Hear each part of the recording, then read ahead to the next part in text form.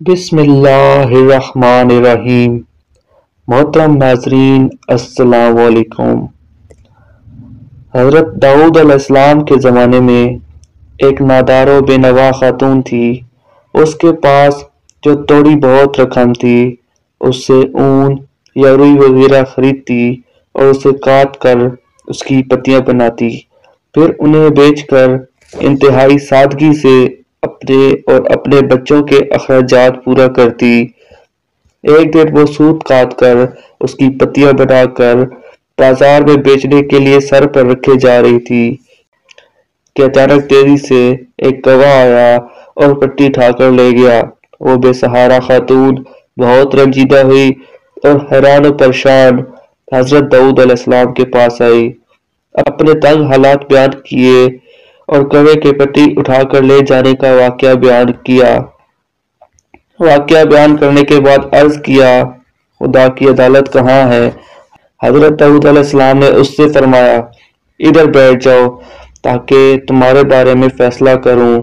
एक तरफ ये वाकया पेश आया और दूसरी तरफ कुछ लोग कश्ती के जरिए दरिया अबूर कर रहे थे। उनकी कश्ती में सुराख हो गया और पानी दाखिल हो जाने से कश्ती के डूब जाने का खतरा था, तो उन लोगों ने नजर मानी कि इस खतरे से निजात मिल गई तो 1000 दिनार किसी फकीर को दे। अल्लाह ताला ने उन पर लुत्फ व करम किया और उस कौवे की ड्यूटी लगाई कि वो उस खातून की पट्टी उठाकर कश्ती में ला फेंके। कौवे ने ऐसा ही किया। लोगों ने सूत की इस पट्टी से फायदा उठाया और कश्ती का सुराख अच्छी तरह बंद किया और डूबने से निजात पाई। जब वो लोग साहिल पर पहुंचे तो अपनी नजर अंदाज करने के लिए सीधे हजरत दाऊद अलैहिस्सलाम की खिदमत में हाजिर हुए और 1000 दिनार खिदमत में पेश करते हुए अपने दरिया से निजात पाने का सारा वाकया तफसील से बयान किया। हजरत दाऊद अलैहिस्सलाम के इस खातून के सामने खुदा की खिदमत तो अदालत बयान की और वो 1000 दिनार उसे दे दिए। वो खातून बहुत खुश हुई और समझ गई कि खुदा से ज्यादा कोई भी आदिल और एहसान करने वाला नहीं है।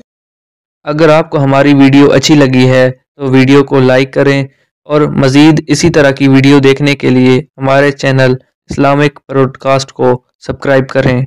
मिलते हैं नेक्स्ट वीडियो में, इजाज़त दीजिए। अल्लाह हाफ़िज़।